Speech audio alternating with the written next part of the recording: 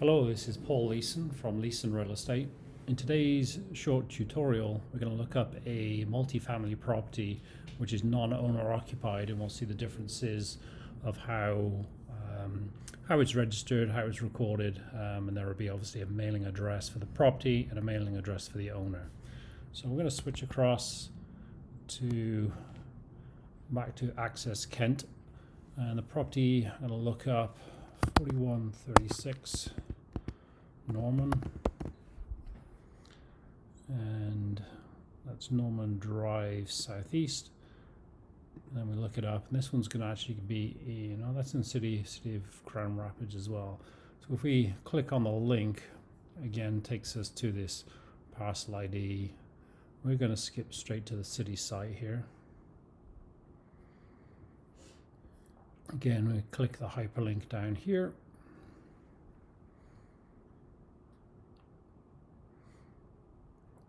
And it shows this property here.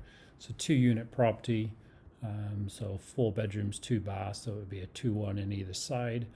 And as we scroll down, we see that the owner is this, can't pronounce, Gutsia Investment Properties.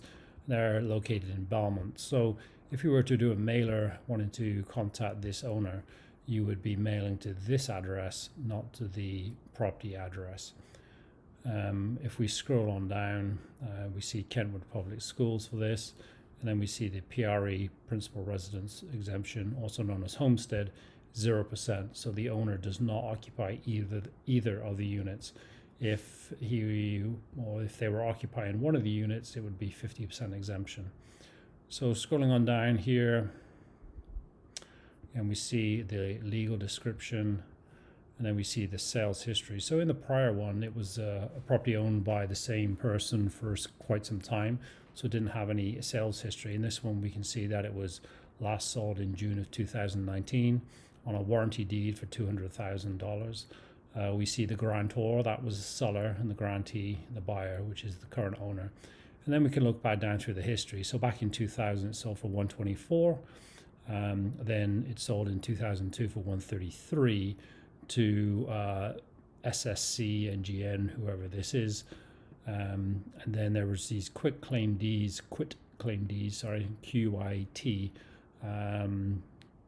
So sometimes this is usually like intercompany transfers. And then it went from David Gutska to his LLC. So at this point here, he's transferred it into an LLC, which oftentimes people will finance the property in their name on a residential loan, and then transfer it into the LLC for the liability protection. The banks, the residential mortgages, won't take a mortgage in an LLC, so you have to put it into your personal name and then transfer it into LLC on a quit claim deed after the fact, after the closing. So when we look down through here, it just gives more details about the property. So on that one, that's just showing you if you were going to do a mailing, you would mail to this address. Again, we can look at tax information on this property. Here, the taxes have all been paid. They're all current. 2020 winter is in January typically, so they're current and up to date on here. Invoices, sometimes you can see in here like A1 heating, air conditioning. So they've obviously had here, well, this is the customer, and building inspection. So there was a permit pulled, and there's another site you can look up the permits to see what was done, what records.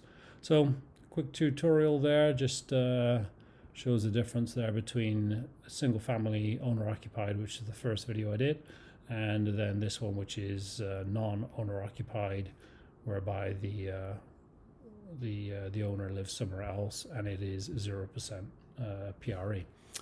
Well, that's all for today. Any questions, as always, shoot me an email, or you can give me a call direct at 616-717-1901.